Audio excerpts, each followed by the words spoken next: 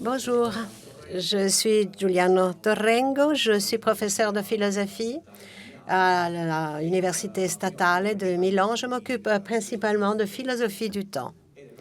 Et c'est la raison pour laquelle je suis ravie aujourd'hui d'avoir avec moi le professeur Pascal Chabot, qui a écrit non seulement dans son dernier livre dont nous allons parler par la suite, mais dans son livre précédent, donc des livres plus théoriques et littéraires, il a écrit des réflexions très intéressantes sur ce thème, en particulier du point de vue du rôle que le temps, la temporalité, joue dans notre vie, donc du point de vue de la philosophie de la culture. Dans son dernier livre, Pascal part d'un constat qui pourrait sembler paradoxal, c'est-à-dire l'idée que nous disons tout le temps que nous n'avons pas le temps. On le dit souvent, personne autour de nous, à notre entourage, et nous le disons aussi. Donc, qu'est-ce qu'il y a de paradoxal finalement dans cette affirmation?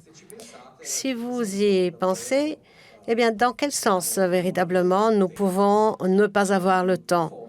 Parce que finalement, vivre signifie déjà avoir le temps, comme Pascal Chabot répète souvent dans son livre. Il semblerait impossible donc de ne pas avoir de temps. Les morts n'ont pas le temps. Nous sommes vivants, nous vivons, donc nous devons avoir le temps. Mais souvent, ça nous paraît assez sensé et ça nous semble caractéristique de nos vies que le temps, justement. Et le fait de ne pas avoir le temps. On pourrait penser que même s'il est vrai que nous avons le temps, que nous disons que nous n'avons pas le temps, nous entendons dire par là que nous n'avons pas le temps que nous voudrions avoir pour faire ce qu'on nous demande de faire, par exemple. Si tel est le cas, ça veut dire que quelqu'un ou quelque chose nous vole notre temps, ce temps. Pascal s'interroge sur cette affirmation, si c'est vraiment vrai. Il y aurait une réponse facile, mais je pense que Pascal prend en compte cette réponse et ne la retient pas. C'est-à-dire le temps des humains, des individus. Les individus vivent dans une société qui les contraint et le fait de les contraindre signifie qu'il faut payer avec le temps quelque chose. C'est la société finalement qui nous vole notre temps. La réponse, comme le dit Pascal, une réponse qui est trop facile.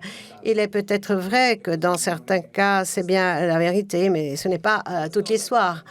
L'histoire pour comprendre pourquoi nous trouvons dans cette situation où, même si c'est nous la source principale de notre temps, mais souvent, nous n'avons pas assez de temps, nous n'avons pas le temps. Pour comprendre cela, Pascal a écrit tout un livre. Et en particulier,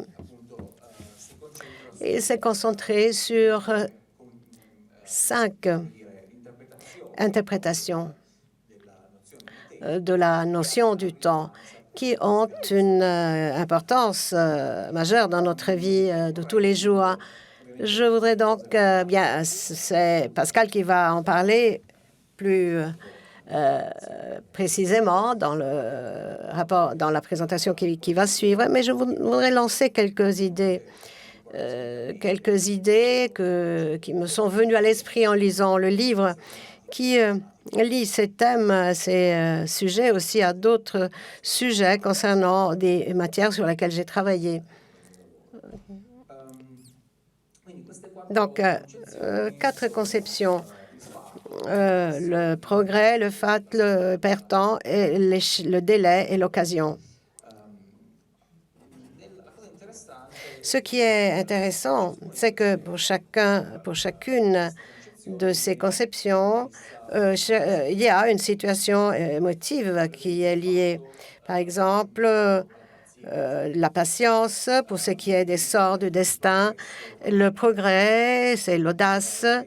C'est-à-dire que l'idée est que si nous comprenons le temps, nous entendons le temps comme quelque chose qui nous entraîne, eh bien, À ce moment-là, la situation émotionnelle fondamentale pour comprendre cette conception est la patience.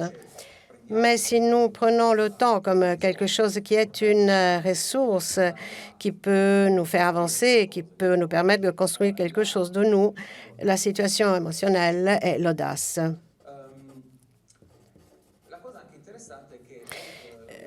Donc, l'audace, le progrès, assez rapidement se transforme en ce que Pascal appelle l'hypertemps.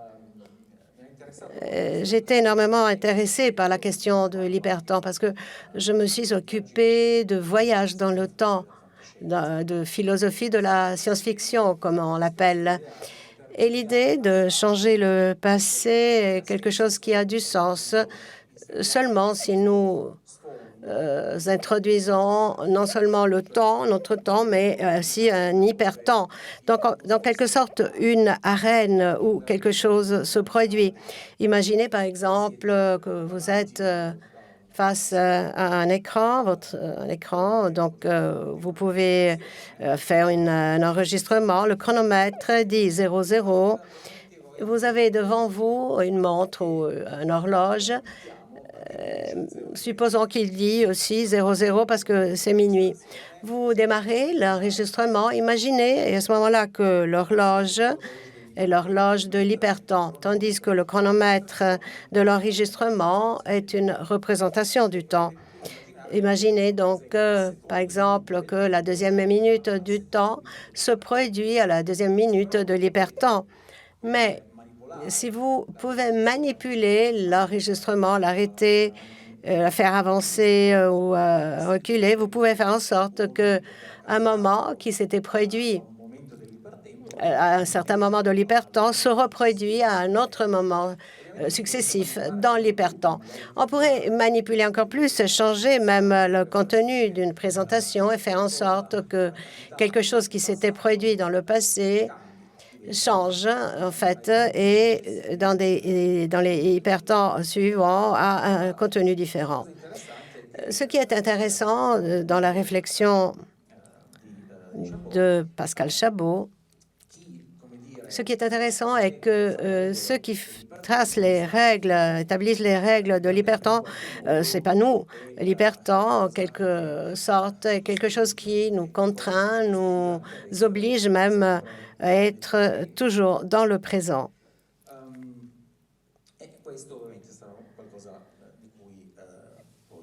Et voilà, c'est dont le professeur vous parlera aussi tout à l'heure. Une chose intéressante est aussi que cette dialectique entre ceux qui ont le pouvoir de gérer le temps et notre sentiment de ne pas avoir le temps. Donc, cette relation s'établit aussi dans la distinction entre quantité et qualité. Dans ce sens, en lisant le livre, non vado a spiegare troppo, ok, finisco qua. Oui, je termine. En lisant les mots du livre, j'ai pensé à une réflexion. J'ai fait une réflexion, j'ai pensé à ce que une poète, Emily Dickinson, a fait dans un poème fin 19e siècle, où elle parle du temps comme un employeur éventuel, potentiel. C'est une image assez bizarre, en fait.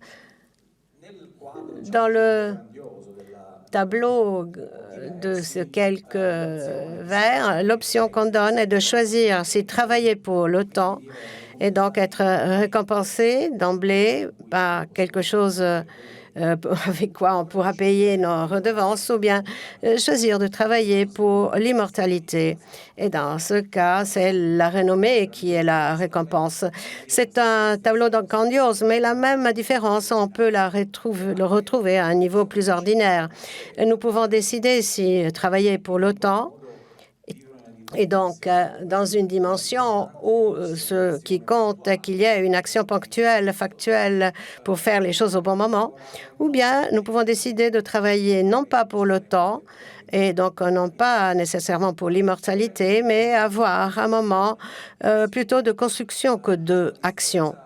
Il y a une différence assez importante, je crois, entre le temps que nous passons à faire des actions ayant un but, comme acheter, faire les courses, etc., ou le temps que nous passons pour faire des actions atéliques, sans but, promener, bavarder avec un ami ou écouter de la musique. Ce deuxième temps peut être non pas perdre du temps, mais un temps dans lequel nous nous construisons. Je termine sur ces mots pour donner ensuite la parole au professeur Chabot. Donc, un moment d'inactivité totale, comme pendant qu'on dort, quand on dort, les neuroscientifiques nous disent qu'en réalité, c'est un moment, malgré tout, où notre cerveau, non seulement nettoie beaucoup de choses inutiles, il fait le ménage des choses inutiles et qu'il vaut mieux éliminer ou en quelque manière ne pas garder. Mais cela permet également que l'expérience qu'un individu a fait dans la journée devienne structurelle et se transforme en nous-mêmes. Le moment de plus grande inactivité, le sommeil, le moment où le temps est utilisé et sert pour construire, non pas pour agir, mais pour nous construire. C'est ce qui se produit peut-être aussi lorsque, je ne dis pas nous dormons, mais lorsque nous sommes inactifs. Tout simplement, nous prenons notre temps pour bavarder, pour échanger avec un ami. Dans ce cas, ce qui se produit est que même si nous ne sommes pas intéressés à l'action ponctuelle, en réalité, nous vivons un moment de construction de nous-mêmes. C'est comme des épiphanies, des révélations qui sont une action de kairos ou d'occasion. À ce point-là, je passe la parole au professeur Pascal Chabot. Merci beaucoup, Giuliano. Bonjour à toutes et bonjour à tous. Je prends effectivement mon micro. Bonjour à toutes et bonjour à tous. Merci de ces mots où une série d'idées ont déjà été partagées. Je vais devant vous les développer davantage. Effectivement, il s'agit de s'intéresser au temps, de s'intéresser à notre rapport au temps, à la manière dont les technologies l'ont profondément modifié, parce que ce sera un des fils rouges de cette intervention, d'essayer de comprendre comment notre façon de vivre le temps, puisque le temps est notre bien le plus précieux, a été altéré, métamorphosé, transformé par le simple fait de se brancher sur la grande coupole numérique, la grande coupole qui nous fait pénétrer dans ce que j'appelle l'hypertemps. Mais pour bien le comprendre, il faut d'abord tâcher de parler un peu philosophiquement, je le ferai philosophiquement, de ce qu'est notre rapport au temps, et puis après de la manière dont les cultures ont toujours déterminé ce rapport. Le temps est certainement une des questions philosophiques les plus difficiles, les plus belles également. C'est la porte d'entrée vers la métaphysique sans conteste. Saint Augustin disait « Le temps, si on ne me demande pas ce qu'il est, je le sais, mais si on me le demande, je ne le sais plus. » C'est-à-dire que nous en avons une expérience intime qui défie le langage, qui défie la verbalisation, face à laquelle finalement nous sommes rapidement muets. Et c'est tout le pari de la philosophie que d'essayer de mettre des mots sur cette expérience-là. Et d'ailleurs, je crois que la philosophie se spécialise dans cet art de parler de ce qui nous est quotidien, mais que l'on ne définit pas toujours. L'amitié, bon, nous savons tous ce que c'est, enfin, il faut l'espérer, mais parler longuement de l'amitié est extrêmement difficile. De même pour le temps.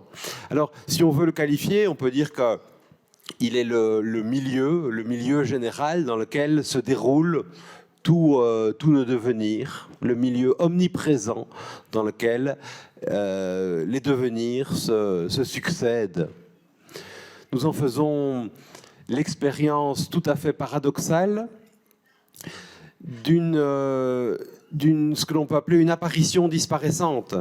C'est-à-dire que la seconde qui n'est pas encore là est un moment là, et puis les temps, elle ne l'est plus. Donc le temps, c'est l'expérience permanente du négatif.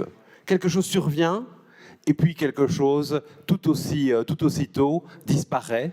Cela apparaît, cela disparaît. C'est l'apparition disparaissante qui est aussi l'expérience de l'irréversibilité. Chaque seconde, c'est une fois, et rien qu'une fois. Une fois et pour toujours. C'est chaque fois l'unique, l'expérience du temps, c'est chaque fois l'unique, et c'est unique qui s'enfuit. Et à vrai dire, nous ne vivons que sur une toute fine lamelle, nous ne vivons que sur une toute fine pointe du temps, entre un abîme de passé que nous n'avons jamais vécu, nous n'avons jamais été finalement, nous ne vivons jamais dans le passé, sauf par la mémoire, évidemment, mais nous n'avons jamais vécu qu'au présent, et de la même manière, le futur devant nous, nous n'y vivrons jamais, sauf par l'imagination. Nous n'habitons que cette fine pointe du présent, entre deux grands continents, infinis presque, que sont le passé, que sont le futur, et c'est toute la philosophie de la conscience de se demander comment, grâce à la conscience, nous voyageons finalement dans le passé, nous voyageons dans le futur. Alors, de ce temps, nous en avons une expérience tout à fait paradoxale, parce que nous pourrons dire que nous avons du temps. Vivre, fondamentalement, c'est avoir du temps et avoir du temps devant soi. Avoir du temps devant soi. Alors, qu'est-ce que avoir le temps? C'est faire l'expérience d'avoir une série d'années, de dizaines d'années devant soi. Et finalement, cette quantité-là, c'est le temps que l'on a encore, pour ainsi dire.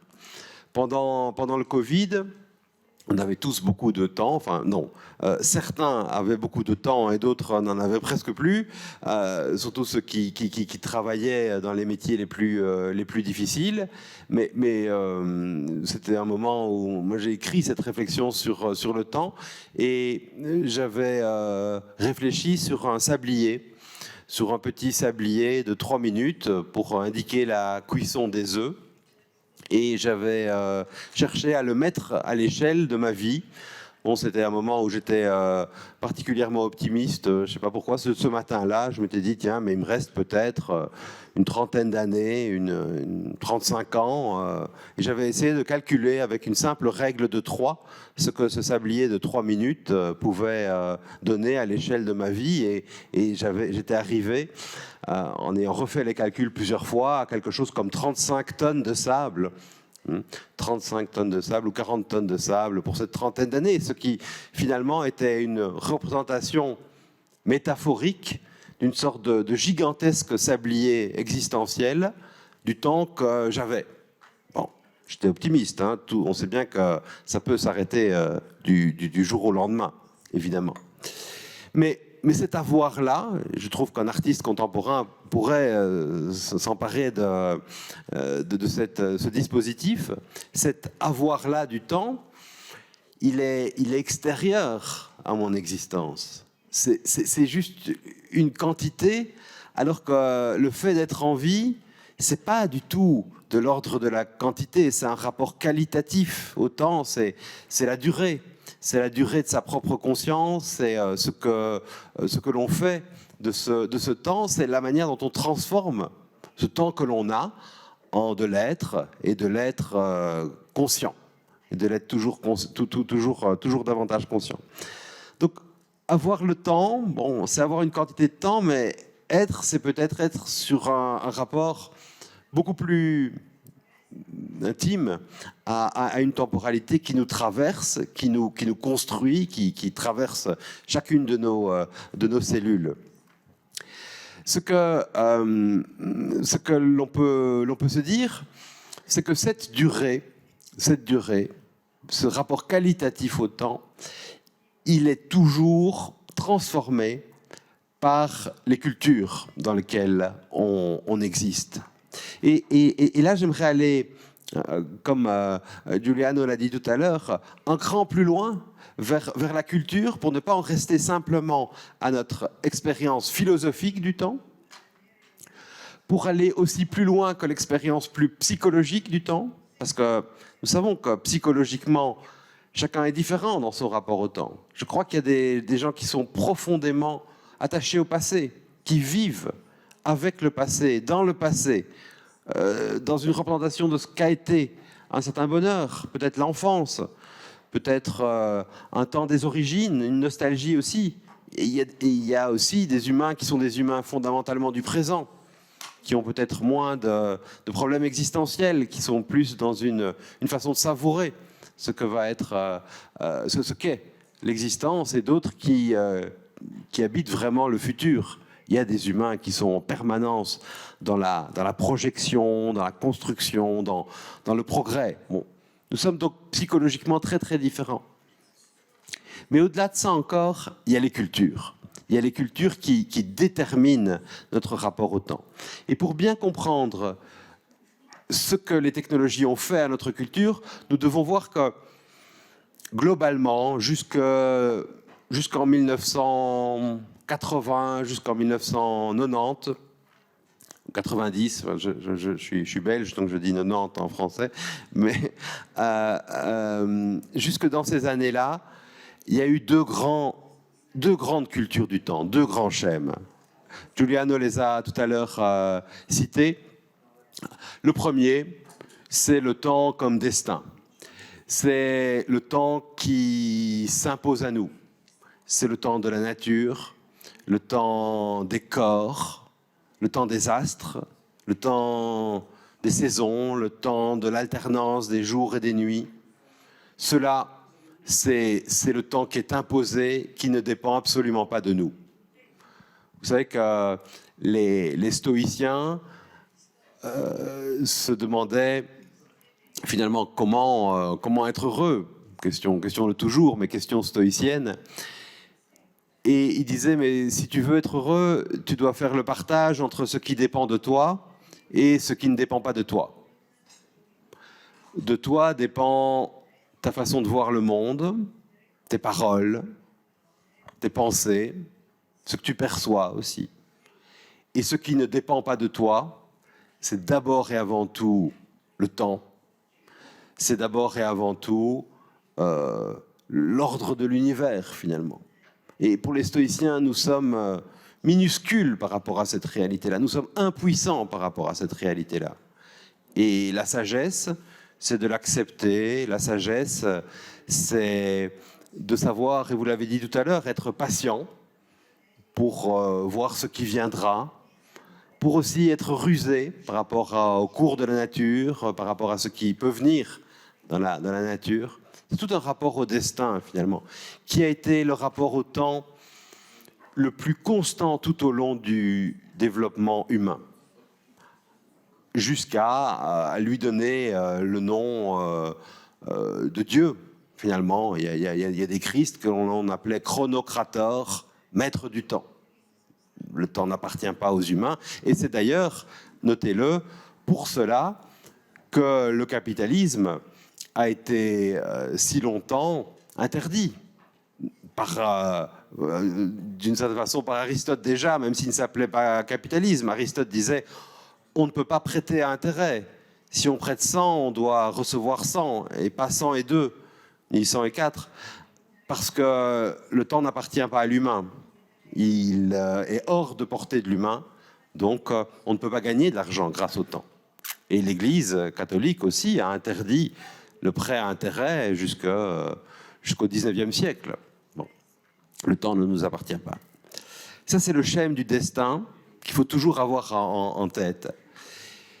Et ce qui est intéressant, c'est qu'avec la modernité, 15e siècle, 16e siècle, vient l'idée de s'approprier davantage le temps en se disant que notre action aujourd'hui peut transformer les lendemains. On n'est pas condamné à quelque chose comme une éternelle répétition. On n'est pas condamné à ce que finalement tout revienne de la même manière. Si l'on construit une ville, à cet endroit-là, il y aura quelque chose comme une différence pour demain. La mentalité du progrès, je l'appelle le progrès, plus le destin, le progrès. La mentalité du progrès est une mentalité d'après laquelle le présent peut faire une différence dans le futur. Et alors, ce qui va compter, c'est les imaginations qu'on peut se faire de demain. C'est les imaginations du futur. Imaginer, inventer un futur de telle manière dans lequel on gagnerait peut-être davantage de maîtrise sur notre corps, par rapport à la médecine notamment, gagner davantage de maîtrise sur toute une série de paramètres qui vont déterminer cette conception assez optimiste qui est la conception progressiste. Il s'agit de faire une différence. Cela, c'est la mentalité du progrès qui va s'opposer toujours davantage à la mentalité du destin. Par rapport au progrès, et avant d'y venir à la question de l'hypertemps, je dois dire qu'il n'existe pas qu'un seul progrès. Il existe, à vrai dire, deux types de progrès. Et cela est important quand on parle de technologie. Il faut voir que les technologies, les sciences sont du côté d'un progrès et qu'il y a une question sur un autre type de progrès. Cela, je l'ai compris un moment, il y a une dizaine d'années, quand j'avais écrit un livre sur la question du burn-out. On en parlait relativement peu à ce moment-là, c'était 2013. Dans mon entourage, il y a plusieurs personnes qui avaient traversé l'épreuve extrêmement douloureuse du burn-out. Et j'avais voulu comprendre comment cette expression avait été forgée. Je m'étais alors intéressé à un psychiatre autrichien, né en 1924, qui s'appelle Freudenberger, qui donc était à Vienne. Dans les années 30, il a quitté l'Autriche pour aller vers les États-Unis. Sa famille l'ont mis sur un bateau pour le sauver du nazisme. Et là-bas, s'il vous plaît, monsieur. Oh. Merci. Merci. Sa famille l'a mis sur un bateau pour le sauver du nazisme. Et là, il s'est formé à la médecine. Il est devenu psychiatre. Il avait une consultation ordinaire. Et le soir, après, de 9h du soir jusqu'à 1h du matin, 2h du matin, il s'occupait de toxicomanes. La guérison la plus difficile, la guérison parfois impossible. Il a travaillé pendant des années comme cela, 8h du matin, jusqu'à 1h du matin. Il était de plus en plus mince. On lui disait attention, attention. Et lui, il répondait pas de problème. Frank Sinatra est plus maigre que moi encore. Je peux continuer, je peux continuer. Il était de plus en plus épuisé. On lui disait arrête-toi, calme. Il disait je peux pas. La souffrance à soulager est telle qu'il est impossible de s'arrêter. Il a continué ainsi jusqu'à ce qu'à un moment, son corps soit incapable de bouger. Il était bloqué du dos, au lit. Il avait été formé à la psychanalyse. Donc il s'est enregistré assez longtemps, pendant tout ce moment de très grande fatigue, et puis ce moment où il a repris pied petit à petit. Et en réécoutant par la suite ces cassettes, il a entendu un changement dans sa voix, une altération de sa personnalité, un rapport au monde tout à fait différent finalement. Et il a été chercher chez les drogués qu'il soignait, chez les toxicomanes qu'il soignait, un mot, qui est le mot burn-out. En français, on dirait être brûlé, être cramé, pour désigner ce qu'il avait. Ce qui est intéressant, et je vais revenir sur le temps et sur le progrès surtout, ce qui est intéressant, c'est que avec ce mot-là, il a caractérisé des métiers qui sont les métiers de l'humain, qui sont son métier, soigner, le métier des infirmières, le métier des enseignants, le métier des assistants sociaux. C'est à toutes ces personnes-là, métier de l'humain, qu'il consacre son premier livre. Et sans le savoir, parce qu'il ne le cite pas, mais il fait écho à Freud, qui disait à la fin des années 30, avec la modernité, 3 métiers sont devenus impossibles, soigner, éduquer, gouverner. Les métiers impossibles de la modernité, soigner, éduquer, gouverner. Ce sont les mêmes types de métiers. Et ce qui m'intéresse, c'est de voir pourquoi est-ce que ces métiers-là, ces métiers de l'humain, sont des métiers dans lesquels l'expérience peut être plus difficile. Eh bien, je crois que c'est un rapport différent au progrès. Je crois que d'une part, il y a le progrès scientifique, technique et économique, et d'autre part, il y a un progrès que j'appellerais le progrès subtil. Ce n'est pas le progrès utile des sciences, des techniques, de l'économie, c'est le progrès subtil. Le progrès utile, c'est celui qui est triomphant dans nos sociétés, c'est celui qui mène nos sociétés, et s'il les mène de manière triomphale, faisant accélérer notre expérience du temps, c'est parce que ce qui a été inventé ne doit pas être réinventé. Je trouve ça, c'est une idée extrêmement forte, je trouve. Toutes nos inventions technoscientifiques forment comme un capital matériel, mais aussi immatériel, parce qu'il y a les compétences de tous ceux qui savent, un capital de l'humanité dont on se sert pour aller toujours plus loin, d'innovation en innovation. Il ne faut pas réinventer le micro pour le perfectionner. Ça, c'est le progrès utile. Mais les enseignants, les médecins, les politiciens aussi, tout qui s'occupe de la société, ils ne peuvent pas dire qu'il y a un capital de savoir, de connaissances toujours plus important sur lequel on se base pour continuer.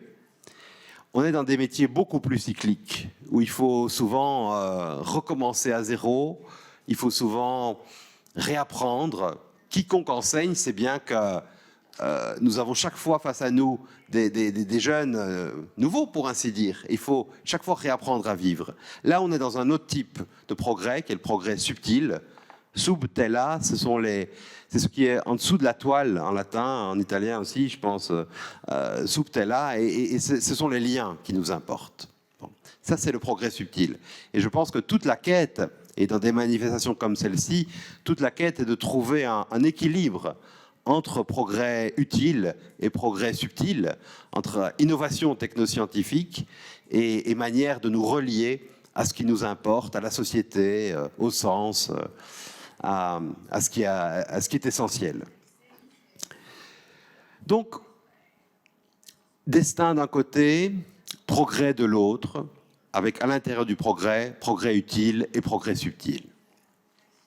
Et puis, depuis une trentaine d'années, environ 250 fois par jour, 300 fois par jour, nous faisons le geste. Et en faisant ce geste-là, nous connectons nos consciences à ce que j'appelle un surconscient numérique, une coupole numérique, un dôme numérique avec lequel nous sommes en permanence en contact,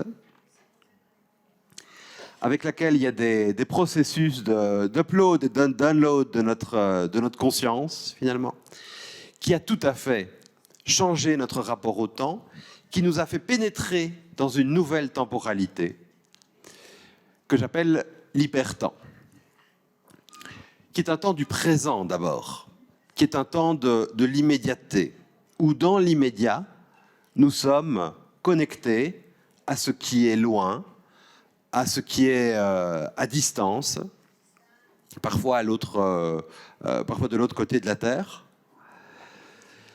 Temporalité dans laquelle tout est quantitatif, d'abord et avant tout. On en est fondamentalement dans une temporalité quantitative.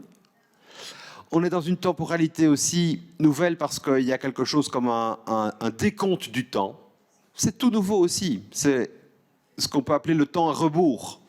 C'est le temps d'un GPS qui vous dit il reste 8 minutes pour arriver à destination, ou il reste 7 minutes pour cette conversation Zoom, ou pour tel download, il reste 12 secondes.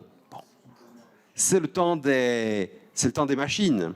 Les machines décomptent le temps. Elles ne vivent pas à la durée, évidemment, mais elles calculent le temps qu'il leur faudra pour faire telle ou telle opération, et cela sur le mode du décompte. Ce qui peut parfois, pour l'expérience humaine, être assez violent. On voit à la télévision, de plus en plus, dès qu'on regarde un film, un décompte du temps. Vous regardez un vieux film policier et vous pouvez savoir s'il reste 3 minutes ou s'il reste 12 minutes. On peut se dire que le réalisateur du film aurait détesté cette idée. Si le film est un film policier, l'assassin est différent selon qu'il reste 3 minutes ou selon qu'il reste 12 minutes. Mais on est de plus en plus dans ce décompte du temps. Donc temps décompté, temps de l'immédiateté aussi, et puis temps accéléré.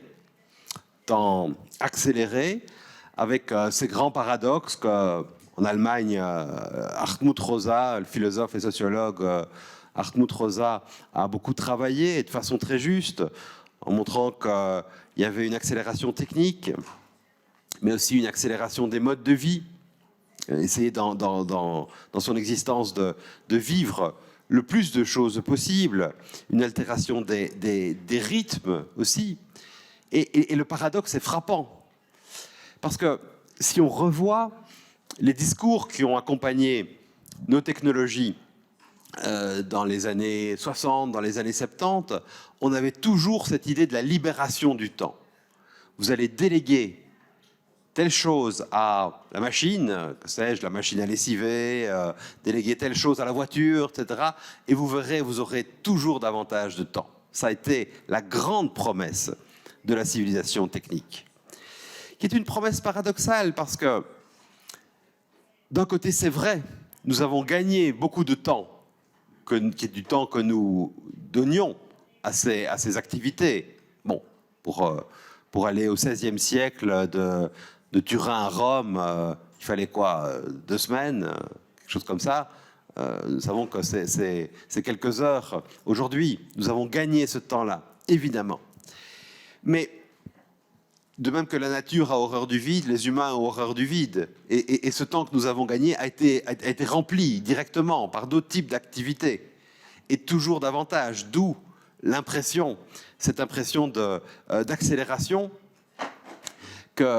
qui ira aussi en s'amplifiant, très probablement.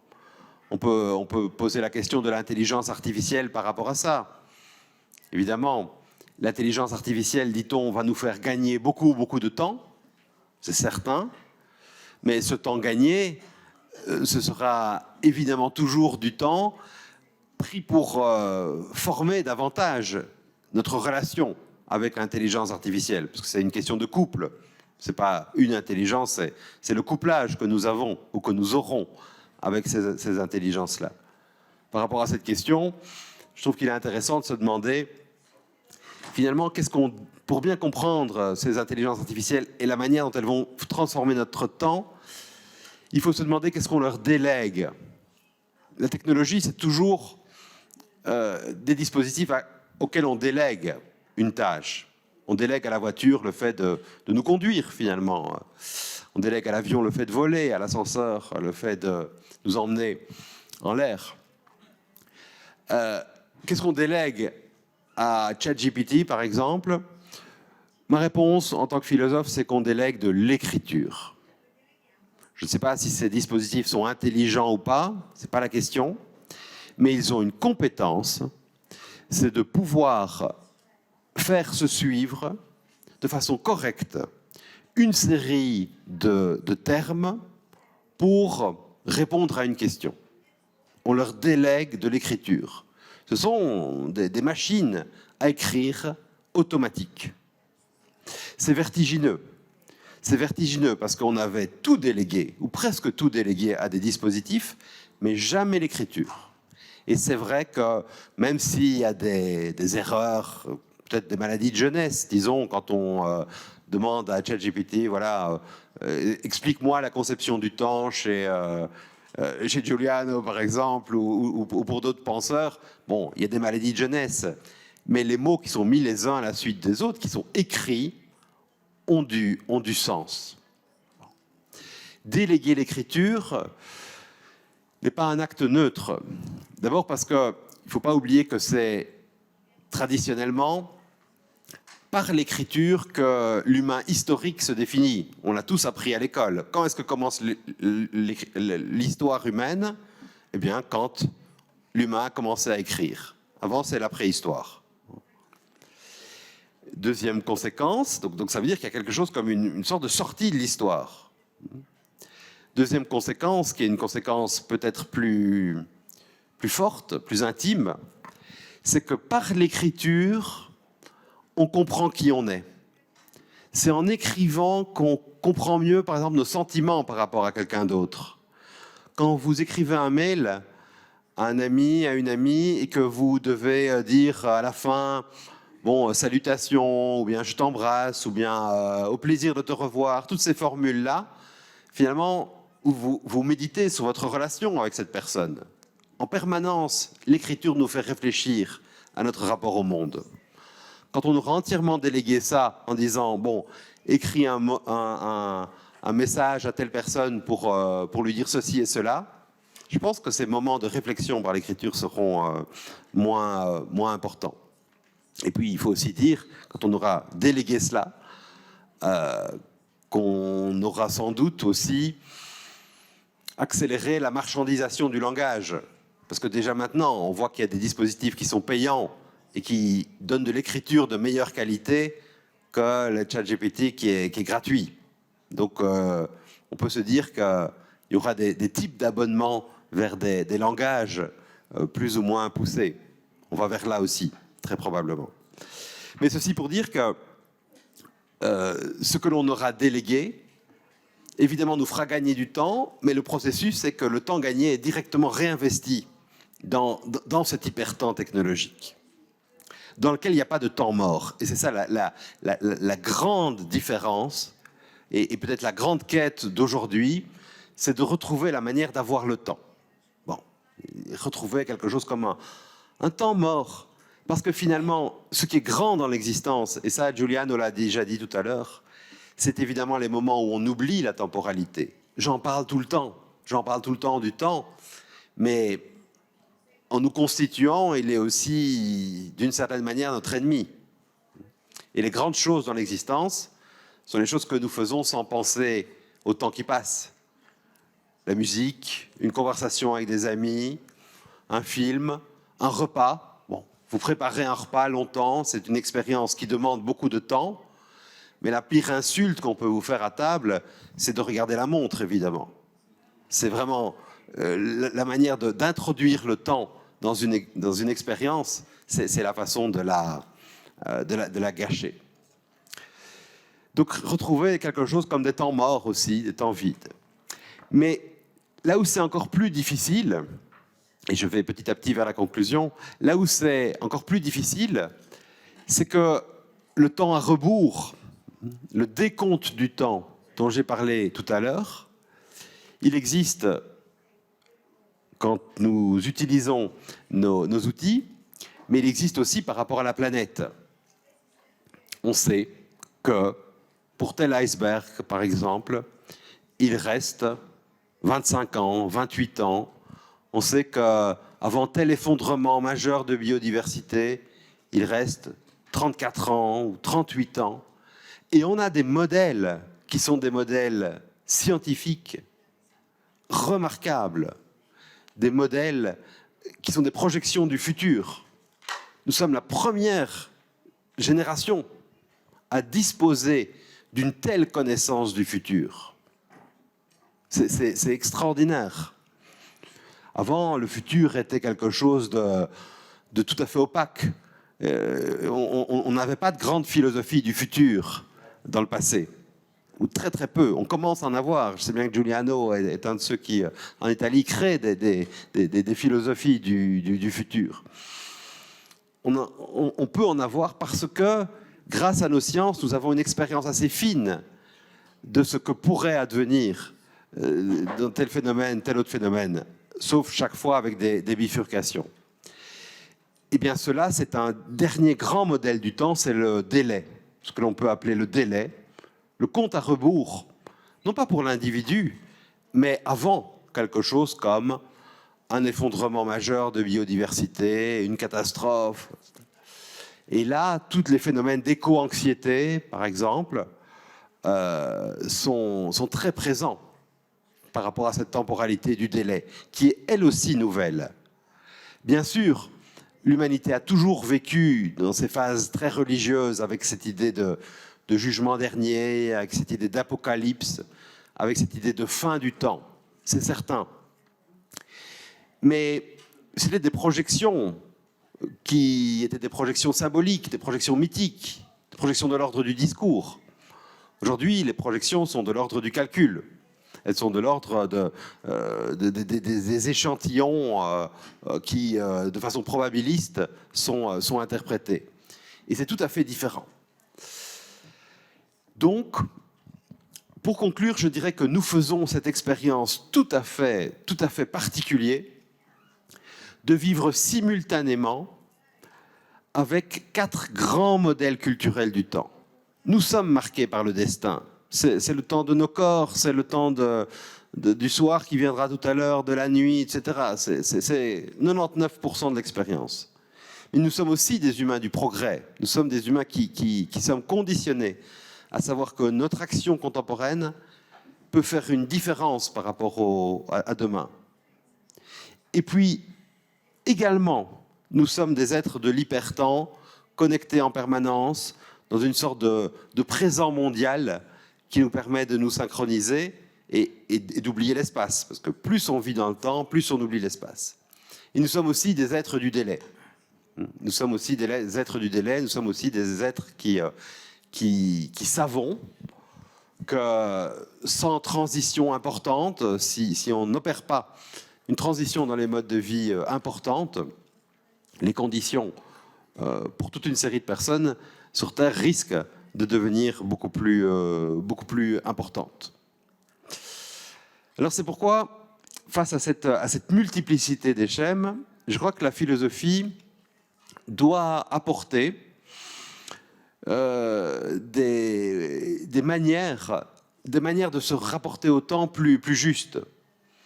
Je forme le néologisme de chronosophie, donc chronosophia, une sagesse du temps.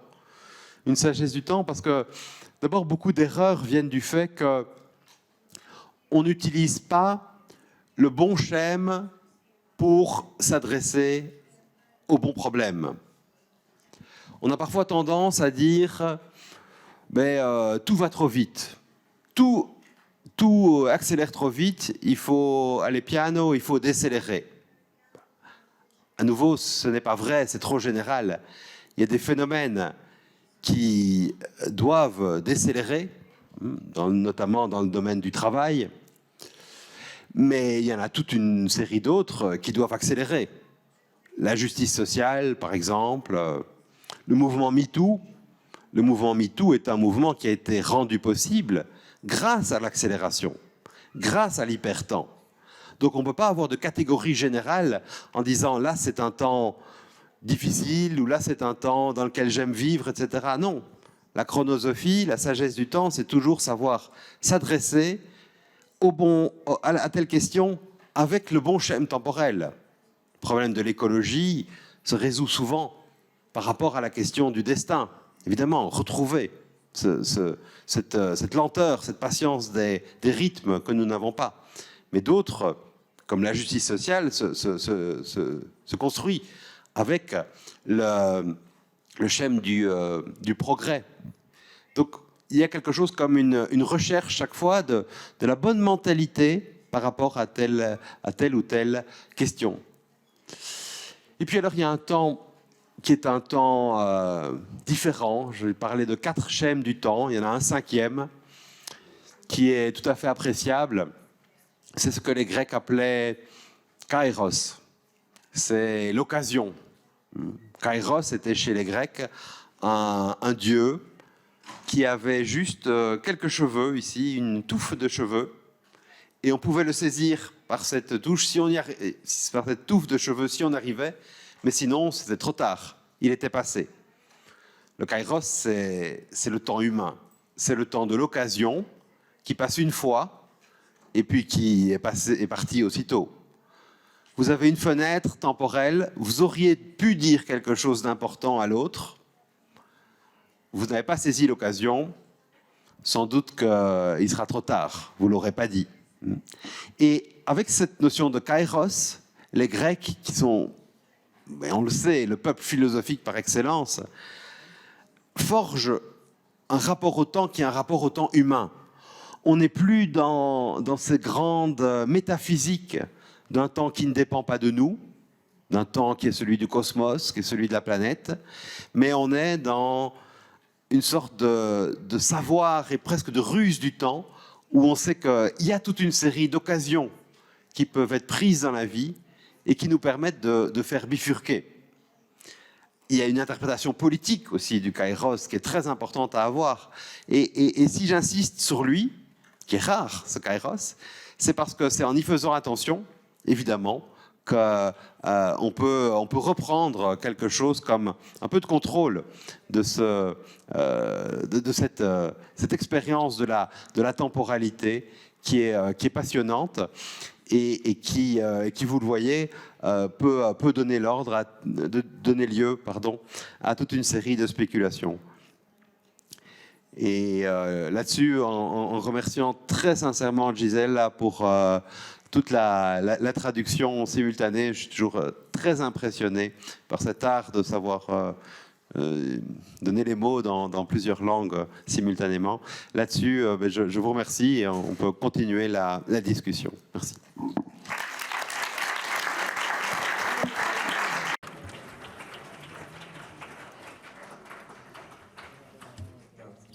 Merci. Merci Pascal, merci de la conférence, de ta conférence. Et maintenant, nous avons le temps pour des questions, si le public veut poser des questions.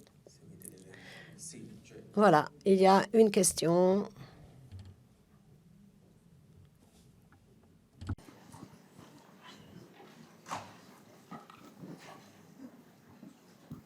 Devo parlare.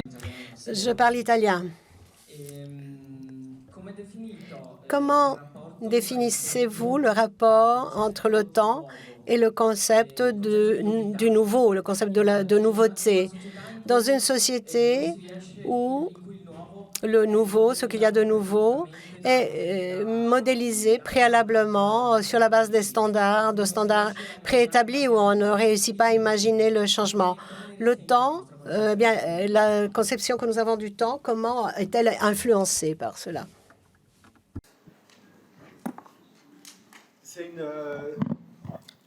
C'est une belle question. C'est sûr que le nouveau, ce que l'on peut appeler l'innovation, c'est ce qui rythme le temps des sociétés. On peut faire des sortes de lignes du temps dans notre conscience, où on se dit, par exemple, mais quels sont tous les ordinateurs dont je me suis servi, ou tous les téléphones dont je me suis servi, toutes les voitures dont je me suis servi. Et on voit alors quelque chose comme les innovations qui définissent d'une certaine façon des dates. On a beaucoup de musées d'art, on n'a pas encore beaucoup de musées des innovations techniques. Je connais pas de grands musées des ordinateurs, par exemple, mais c'est toujours avec une certaine nostalgie qu'on voit, bah oui, tiens, dans les années 1990, j'avais tel ordinateur, dans les années 2000, etc. Bon. Alors, ça, c'est une première manière d'articuler innovation et temporalité. Je crois que ce qui est important, c'est de voir la différence entre justement ce règne des innovations et la catégorie de progrès plus générale qui concerne le temps. Parce que toute la question contemporaine est de savoir est-ce que telle innovation est aussi un progrès. Une innovation, c'est un dispositif technologique nouveau qui a une certaine neutralité. Et il est impossible de savoir a priori comment une société va pouvoir s'en emparer. Alors, à partir de quand cette innovation est aussi un progrès social, un progrès humain? Ça, c'est vraiment le sorte de question philosophique de base. L'expérience que nous faisons aujourd'hui, c'est que bon nombre de nos technologies sont compatibles avec nos démocraties européennes, occidentales, et sont compatibles aussi avec des régimes politiques totalement liberticides. Ce qui veut dire que les innovations elles-mêmes peuvent être réinterprétées, récupérées différemment, soit par des régimes politiques liberticides, soit dans le cadre d'une expérience démocratique. Ce qui veut dire, si on poursuit la réflexion, que ce n'est pas l'innovation elle-même qui va induire la manière de l'interpréter, mais c'est le cadre social et politique dans lequel on évolue. Pour le dire autrement, c'est véritablement de lui qu'il faut prendre le plus soin. C'est de lui qu'il faut prendre le plus soin. Il y aura encore bien des choses à dire entre le nouveau, pour élaborer sur le thème du nouveau et du temps, parce que ce que l'on pourrait aussi dire, c'est le rapport à l'inanticipable. Finalement, nous ne vivons que de nouveautés. Et le temps est toujours l'expérience et l'expérience passionnante de la nouveauté inimaginable. Vous avez un rendez-vous important avec quelqu'un que vous voulez voir depuis longtemps. Vous vous êtes dit, je vais dire à la personne, je vais lui dire ceci, je vais lui dire cela, on va être dans tel café, on va peut-être, je sais pas, boire ceci, ça va se passer comme ça va se passer comme ça, etc. Vous pouvez anticiper tout ce que vous voulez, longuement. Vous voyez la personne, après 2 ou 3 minutes, poum, ça va ailleurs, évidemment. C'est l'expérience du nouveau. Aucune de nos anticipations n'est capable de prédire parfaitement ce qui va se passer. Et même quand vous connaissez très bien un morceau de musique, vous avez beau le connaître très très bien, vous l'écoutez, il va y avoir des pépites de nouveauté. Donc l'expérience du temps, c'est toujours l'expérience de la création imprévisible de nouveautés. Ça, c'est Bergson qui disait. Hein. Création imprévisible de nouveautés. Et c'est ça qui rend la vie savoureuse, évidemment. C'est ça qui fait que l'idée de Nietzsche, quand il parlait d'un éternel retour du même, c'est l'enfer. Que le même revienne toujours. Ça, c'est l'expérience de l'enfer. Mais l'expérience de la nouveauté, c'est peut-être la vie, simplement. Avoir l'habitude de la nouveauté. Avoir l'habitude de la nouveauté. Avoir l'habitude de l'inanticipable. Et c'est passionnant.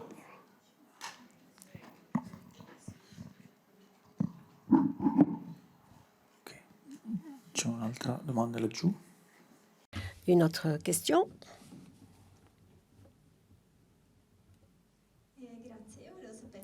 Alors, j'aimerais savoir, du point de vue théorétique, je suis capable de comprendre comment la chronosophie, un terme magnifique par ailleurs, donc cette sagesse du temps consiste à firer Kairos par la mèche, petite mèche qu'il a sur sa tête et saisir l'occasion. Mais j'ai du mal à mettre tout cela en pratique. Comment, dans notre humanité, pouvons-nous lutter la chronophobie et trouver donc le bon schème temporel pour affronter chaque question au mieux? Quelques suggestions. La belle question. J'avais écrit en 2015 sur la pensée des transitions. Puisque moi, j'ai tout à l'heure parlé un petit peu sur la question du burn-out, donc l'épuisement. Et puis, après ce livre sur l'épuisement en 2013, je me disais, on ne peut pas en rester évidemment à l'épuisement, ni professionnel, ni par rapport à notre rapport à l'environnement. Parce que pour moi, la question du burn-out est vraiment une question de civilisation. C'est une pathologie de civilisation, et c'est pas pour rien qu'on voit des humains épuisés au moment où on épuise aussi la biodiversité, au moment où on épuise également la plupart des ressources sur notre planète.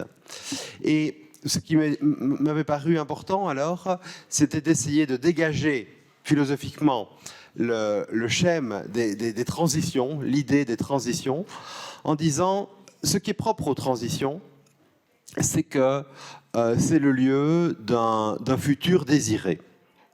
C'est le lieu d'un futur désiré, c'est le lieu où, et c'est très très compatible et même profondément tissé avec les utopies réalistes de la Biennale, le futur désiré, c'est le contraire du futur imposé. Je pense que nous vivons sous le règne d'un nouveau destin. Pour reprendre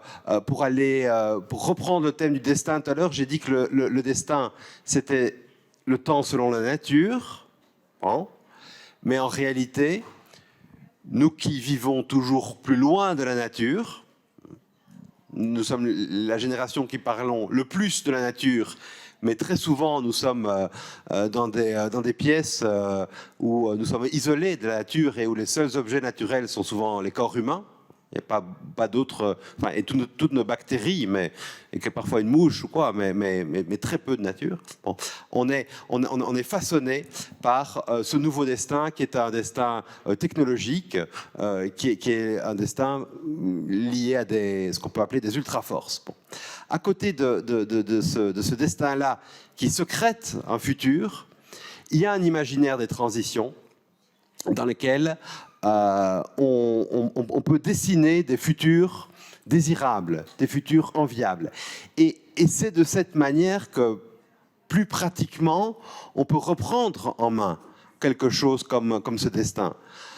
L'imagination du futur, la façon de dessiner des futurs, c'est toute la question du développement durable aussi, c'est toute la question finalement des modèles de civilisation que l'on veut, forme, je crois, comme une série d'attracteurs étranges.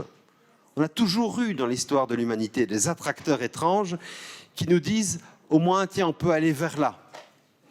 Au XVIIIe siècle, on a écrit beaucoup de traités de paix perpétuelle.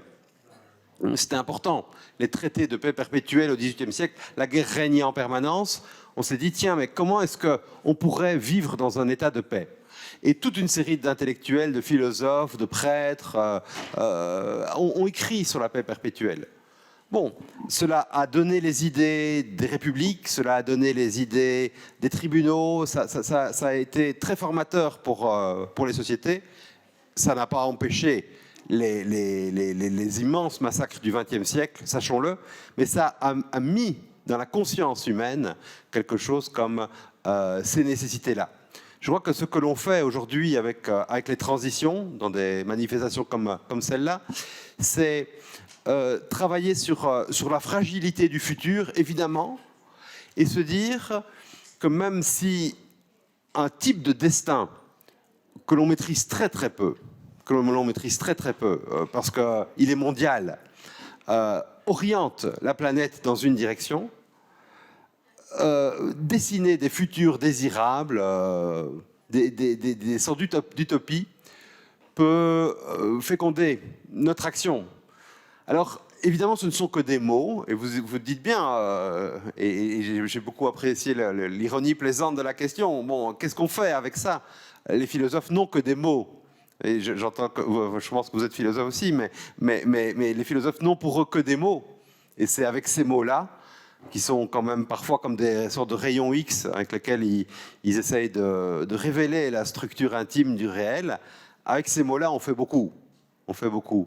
Mais je pense que réfléchir à la question est propre à transformer.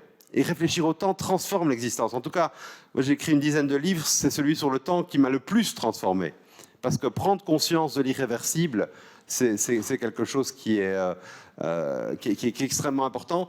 On est en train de prendre conscience de cette irréversibilité, du délai, du temps à rebours. Tout ça, on est en train d'en prendre conscience pour la planète aussi, pour nos sociétés. Et s'il y a bien une croyance philosophique, c'est que la connaissance libère, la conscience peut libérer. Et puis, merci en tout cas. Et bon, le temps, le kairos, il y a le kairos, mais aussi le chronos. Et le chronos dévore ses enfants. Nous devons nous arrêter. Il y aurait eu une dernière question, mais malheureusement, il nous reste simplement de te remercier. Merci.